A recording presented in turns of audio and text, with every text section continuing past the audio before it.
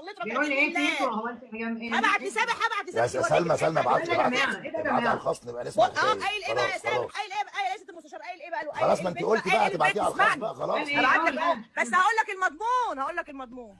قايل ايه للبت؟ البت بتقول له ايه؟ ايه يا عم تيتو ازيك؟ قال لها ايه يا اوشه؟ قالت له يا عم تيتو انت ازاي تبعت تحط الفويس بتاعي بصوتي وانا بقول لك فلانه عايزه انا عايزه ابيع لها الكلى بتاعتي ومش عارفه ازاي تنزله. قال لها يا حبيبتي انا بعته لواحد بس اسمه اليكس. بصي يا حبيبتي، تعالى على الخاص، خد الفيديو عشان خد الفويس من عندي. تعالى خد الفويس، اسمعيني تعالى بس. خد الفويس اهو، تعالى خد الفويس اسمعيني مني. برضه. ماشي اسمعيني. تمام. المكالمه دي تخصني؟ المكالمه دي ايوه تخصني وفاء؟ ايوه تخصني انا؟ ايوه مش لا مش واخدين الفويس. الواد ده واخد الفويس تخص هناك. مين؟ قال لك دول تخص مين؟ ابعتوا لي هاتوا لي اليكس يا جماعه، شيروا اليكس يا جماعه لو صح. انا هجيب لك تيتو دلوقتي. انا؟ لا طبعا.